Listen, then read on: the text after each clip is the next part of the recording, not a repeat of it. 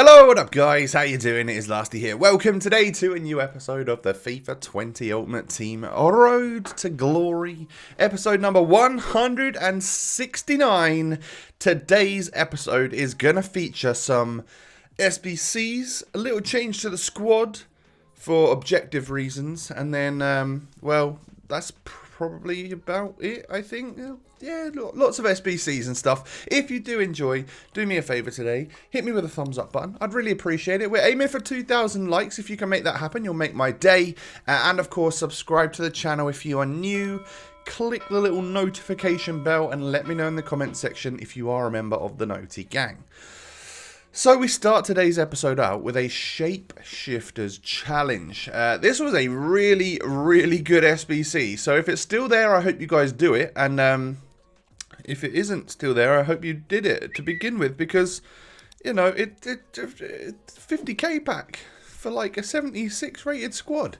It was very good value. So, yeah, I mean, it was untradeable pack. But, like I said to you the other day, right, if they are going to give you untradeable stuff, it needs to be a good pack for a lower cost. So it seems to have worked for that particular one. Whether or not it was a mistake or not, I don't know. Unfortunately for us, we only got an 82 rated in the 50k pack, but there's really no complaints just because, like, we literally submitted a 76 rated gold squad. It wasn't anything major. So how can I really complain about getting a couple of 82s there? It is what it is. Hopefully some of you guys got icons and shapeshifters though. We ended up finishing silver 1 for squad battles. Didn't even realise I'd played any squad battles this week for any particular reason. But it gives us 7,000 coins, couple of jumbo premium gold packs. Hey, we'll take that. We can most definitely open a couple of 15k packs and see if we can get anything. Nothing, however, from the first one. But all squad battles rewards, of course, are tradable. So no matter what we get in here, we're going to make a couple thousand coins, which is always beneficial. Especially for someone who really didn't realise that he'd played any squad battles. Why would I have played squad battles? Sometimes I literally go in... Wait, was there some sort of... There was probably a bronze and silver objective. That was it from the weekly objectives. That's why I would have gone in. But we are going to get a board from this next one. And it is, unfortunately, just a board.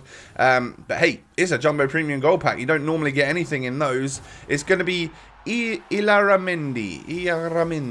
I don't know if you've got to roll the R or what. There's lots of R's and lots of L's. I don't know. But he is going to be a duplicate player.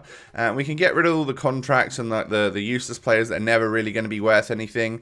Make ourselves a few hundred coins. And then because it's a duplicate card, it can go up on the transfer list. It's not a duplicate untradeable, is it? So yeah, redeem FUT Champs entry means that we're going to bank ourselves some points. When we get our rewards later in the week, we'll bank our 2,000 points. And there are a few things on the transfer list that I could sell. I need to sell. But fodder is at an all-time low. So maybe I'll list them up. Maybe I won't. I'm basically looking through my club to see if there's any players that are like League SBC specific. Like sometimes like a Sheffield United player is expensive. Or silvers and bronzes from the French Ligue 1. All of that type of stuff. So I'll keep having a little look through the club. So we went out and bought this. We bought an Alejandro Gomez because we've had to change the team around slightly in order to obviously take on the challenges for the Shapeshifters Acuna. So I want to unlock him. I've already got a Footmas version, which is actually really similar apart from the position.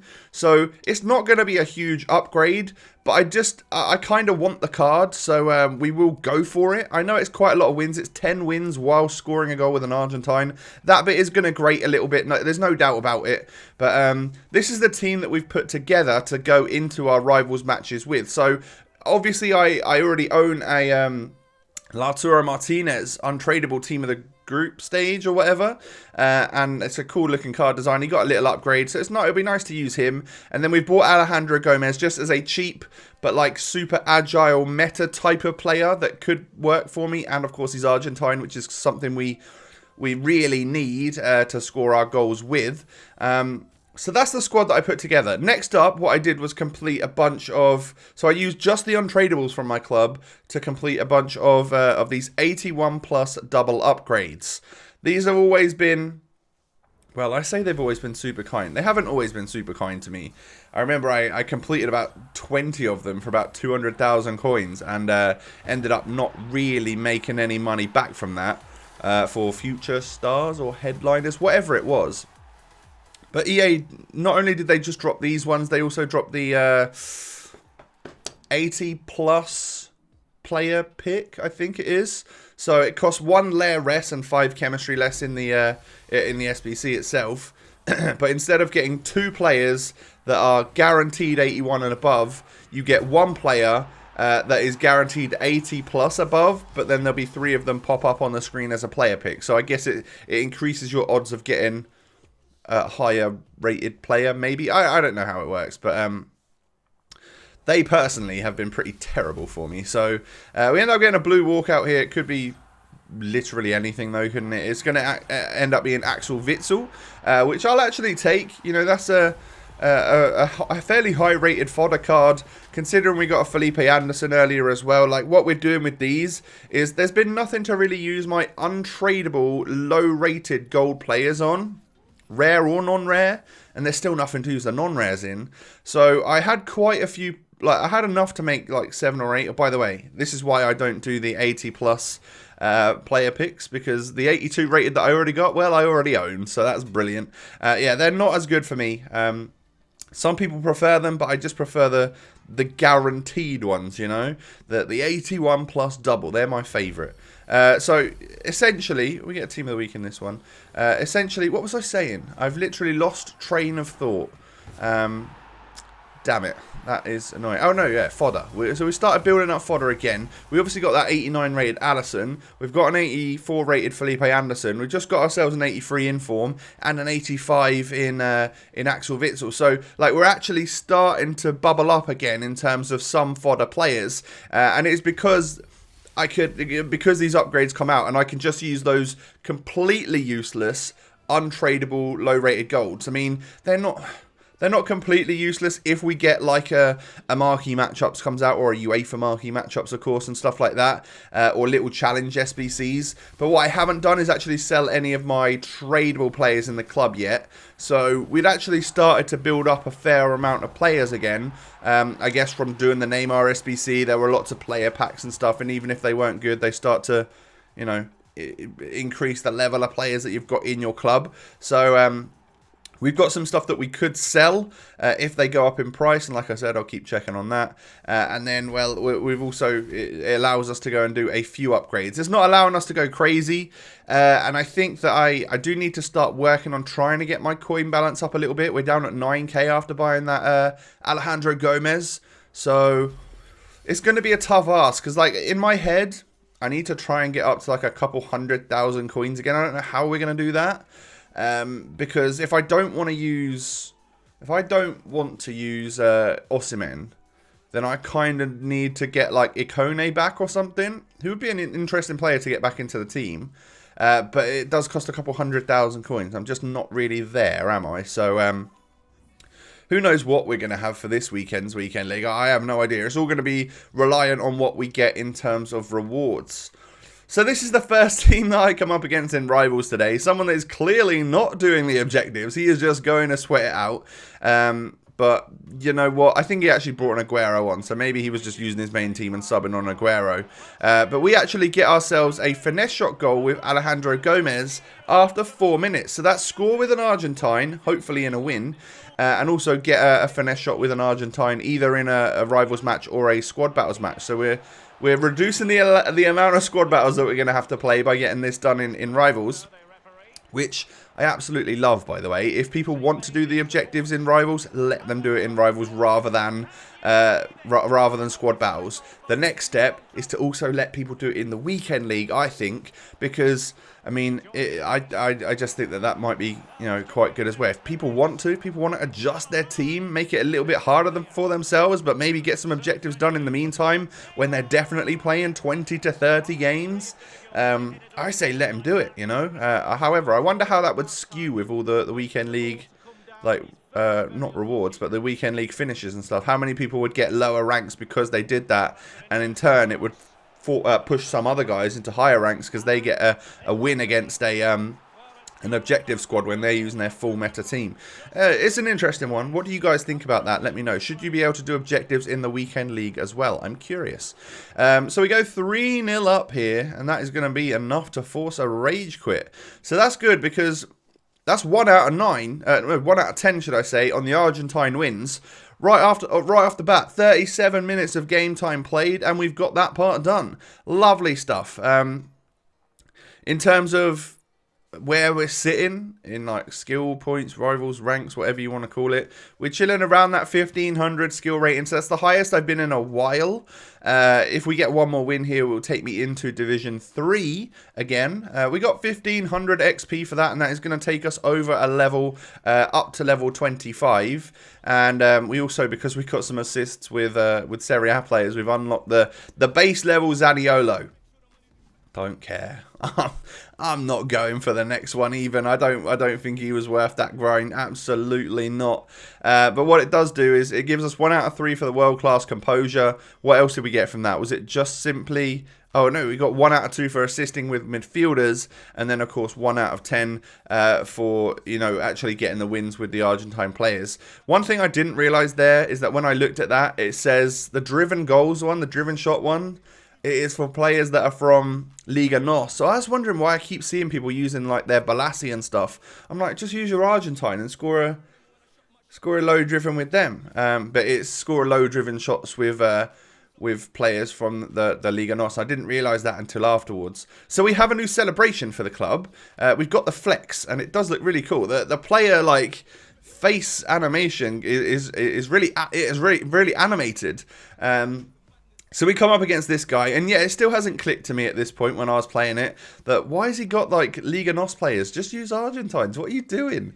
So yeah, he's obviously got he's unlocked his lone Acuna, and he gets through with Balassi. I think he tries a driven shot there. It really should have been clicking into place for me as to why people were doing this, but because like I saw it on a lot of people's streams as well. But we get through here and score a low driven shot. We actually take this shot with Lautaro, but it ends up going in off Alejandro Gomez. So I don't think that counted as a low-driven shot.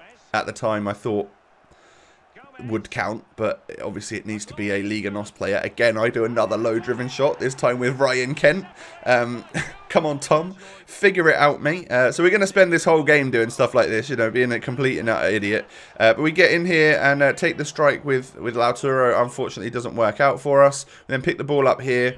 Alejandro Gomez scores that finesse. So there's a finesse shot goal with an Argentine. A goal with an Argentine as well is what we need for the win. Looking like we're going to come away with the win here as well anyway. Lautaro knocks it into Bernardo Silva. I take the shot. I took the shot there because it was a through ball. I thought I could get a through ball assist. That was a through ball assist. Ryan Kent scores the goal. So there's one of our assists with a through ball thing. So that's part of an objective done as well. So in my head, I was absolutely nailing these objectives, yeah, because I got both my low-driven shots. I got my finesse shot with an Argentine, a win with an Argentine, another assist with a through ball. I was killing it. I was doing great stuff. It's only when I got out of the game afterwards that obviously I realised that it wasn't the case. So at 5-0 up, I thought, well, at least I'll let this guy get what turns out to be his low-driven shots and some stuff like that, and a goal with an Argentine. I think he finesses it. No, he low-driven shots that one, but it is a Liga NOS player as well. So I thought I'd just, you know, let him get that stuff done, which didn't require a win. He also got a finesse shot goal, but wasn't with an Argentine, so he's a little bit screwed there. But then, yeah, I think he kind of tried to like get back into this game and get it up to a draw, which I don't think was appropriate, since I just let him get some stuff done. So we scored another goal on him and ensured that we won the game, because that's exactly what we were going for. And from that, obviously, I then go back into the menus here and realise that I hadn't got the low-driven shot stuff done. So what it's going to do is actually force a little change back into the squad. We're going to adjust the squad once again. And what we have done here is boost ourselves up into Division 3. I'll probably dip out of that. I guess at this point, I'm going to start matching some pretty tough people.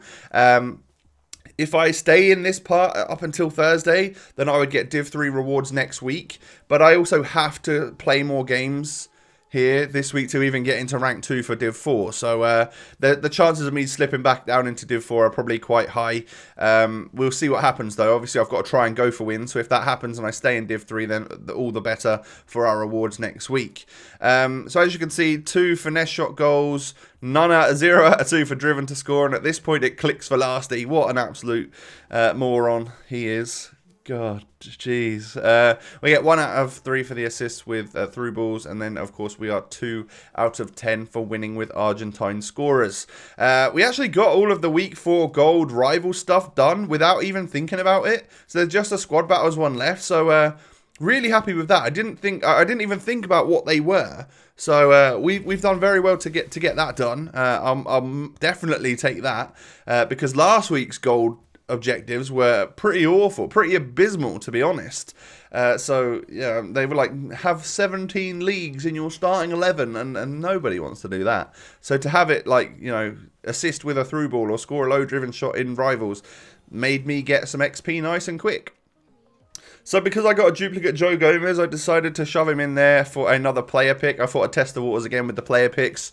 Literally never again. They're so bad. I can't get anything good, guys. What is going on?